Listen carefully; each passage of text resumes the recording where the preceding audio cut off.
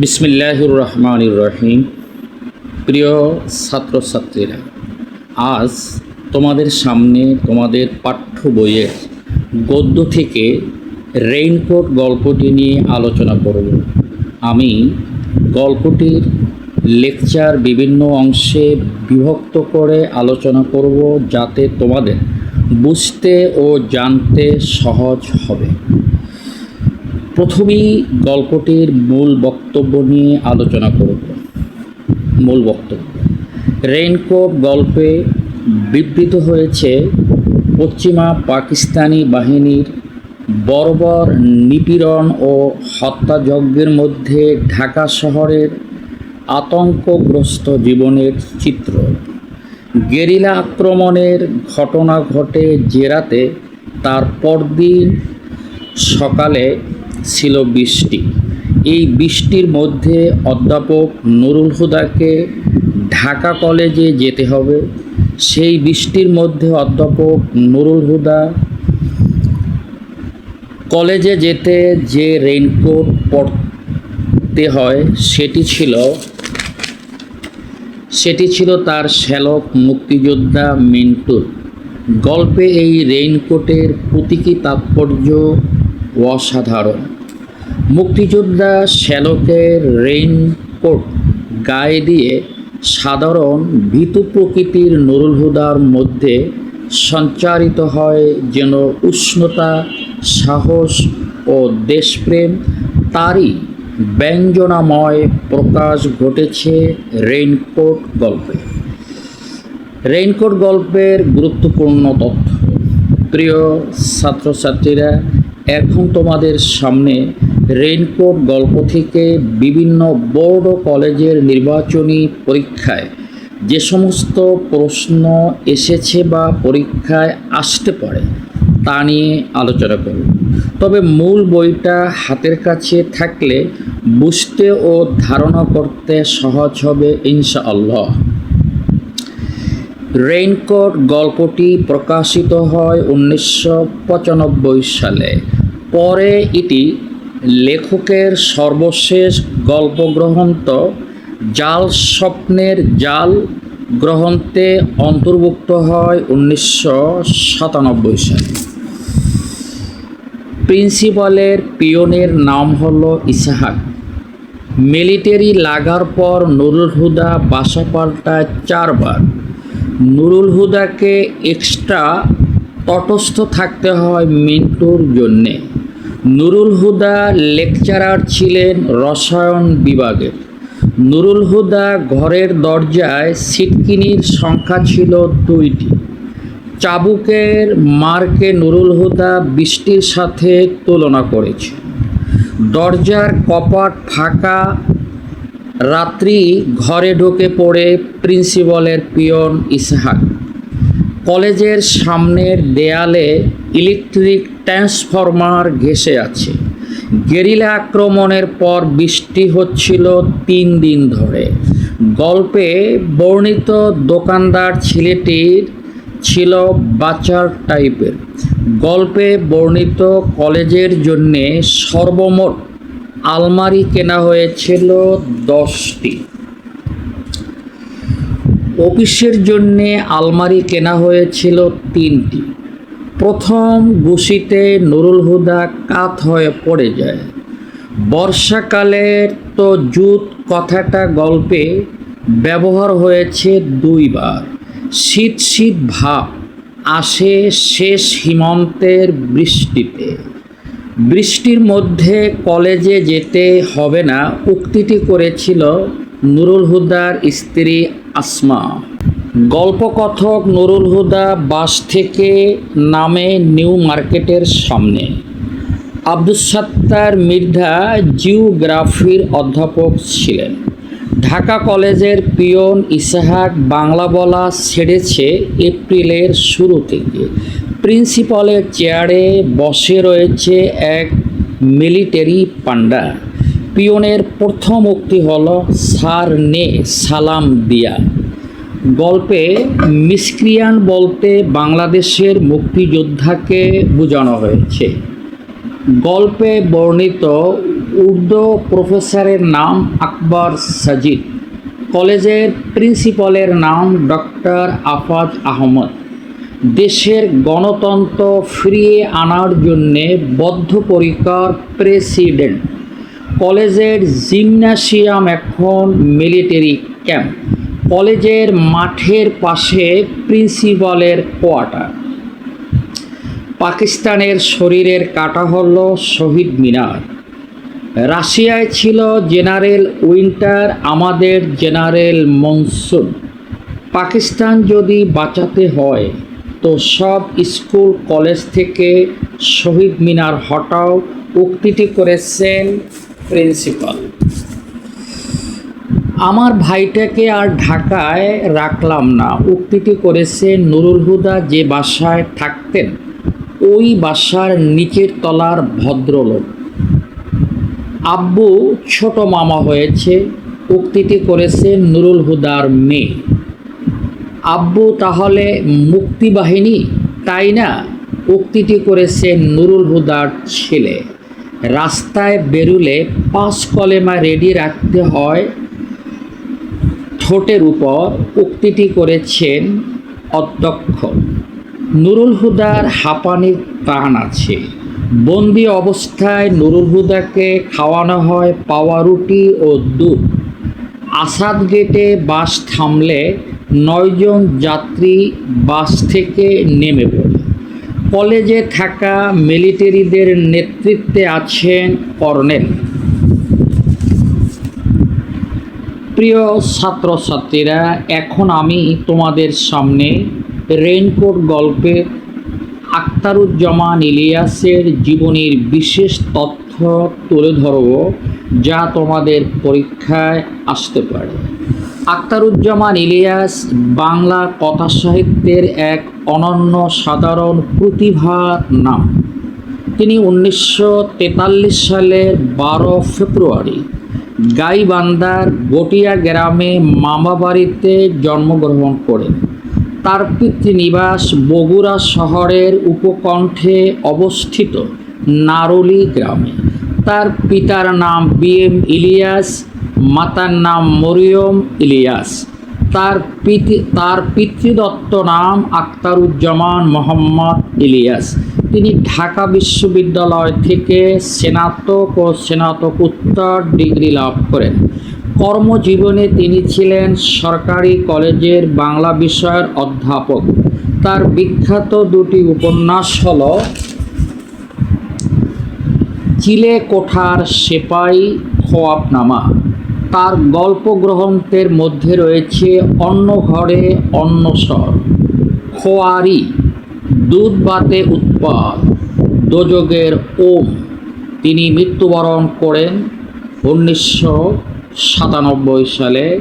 প্রিয় ছাত্রছাত্রীরা, এখন তোমাদের সামনে এই গল্পের উক্তি তথা বি টাইপের প্রশ্নগুলো নিয়ে আলোচনা করব, যা তোমাদের পরীক্ষায় আসতে পারে। প্রথমেই আমি তোমাদের সামনে যে লাইনটা তুলে ধরব, এদিককার মানুষ চোখে খালি নৌকা দেখে, নৌকা ভরা অস্ত্র, ব্যাখ্যা করো। মুক্তিবাহিনী কর্তৃক অধিক পরিমাণ অস্ত্র বিলের মধ্য দিয়ে নিয়ে আসার বিষয়টিকে উদ্দেশ্য করে প্রশ্নোক্ত মন্তব্যটি করা হয়েছে। মিলিটারি লাগার পর নুরুল হুদা 4 বার বাসা পরিবর্তন করে সর্বশেষ বাসাটি শহর থেকে বেশ খানিকটা দূরে বলা যায়। বাসার পূর্ব দিকে চোখে পড়ে বিল আর ধান ক্ষেত। এই বিল দিয়ে নৌকায় করে মুক্তিবাহিনী অস্ত্র নিয়ে আসে, যে অস্ত্র যুদ্ধে ব্যবহৃত হয়। মুক্তিবাহিনী বারবার অস্ত্র নিয়ে এলে তা সাধারণ মানুষের চোখ এড়িয়ে যায় না। এদিককার মানুষ তাই খালি নৌকা দেখে, আর দেখে নৌকা ভরা অস্ত্র। এরপরে লাইনটি, বর্ষাকালই তো যুদ্ধ, কথাটির তাৎপর্য ব্যাখ্যা করো। কেমিস্ট্রি ডিপার্টমেন্টে আলমারি নিয়ে আসা একজন কুলি বর্ষাকালে পাকিস্তানি বাহিনীর বিরুদ্ধে যুদ্ধ করা সহজ হবে বুঝাতেই এ উক্তিটি করেন। পাকিস্তানিরা পানির মধ্যে খুব একটা অভ্যস্ত নয়, সাঁতারও দুর্বল। নদীমাতৃক বাংলাদেশের মানুষ এ ব্যাপারে বেশ পটু। বর্ষাকালে চারদিকে পানি থই থই করে, সেই পরিবেশে পাকিস্তানি মিলিটারিদের মুক্তিযোদ্ধারা সহজেই কোণঠাসা করতে পারবেন মনে করেন কুলিটি উক্তি করেছেন। এরপরে আরেকটি উক্তি, নুরুল হুদার কাছে কোন বিষয়টিকে স্রেফ উৎপাত বলে মনে হয় ব্যাখ্যা করো। পাকিস্তানি মিলিটারিদের নির্যাতন নুরুল হুদার কাছে স্রেফ উৎপাত বলে মনে হয়। রেইনকোট গল্পে দেখা যায় মুক্তিযোদ্ধারা ঢাকা কলেজের সামনে বৈদ্যুতিক ট্রান্সফরমার ধ্বংস করে দেয় এবং কলেজের মধ্যে মিলিটারি ক্যাম্পে অ্যাটাক করে।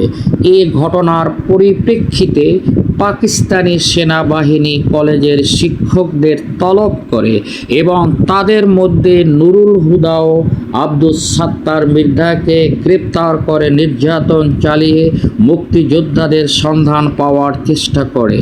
মুক্তিযোদ্ধা শ্যালকের রেইনকোট পরিধান করার ফলে নুরুল হুদার মাঝে সাহস ও দেশপ্রেমের সঞ্চার ঘটে। মিলিটারিরা তার সঙ্গে মুক্তিযোদ্ধাদের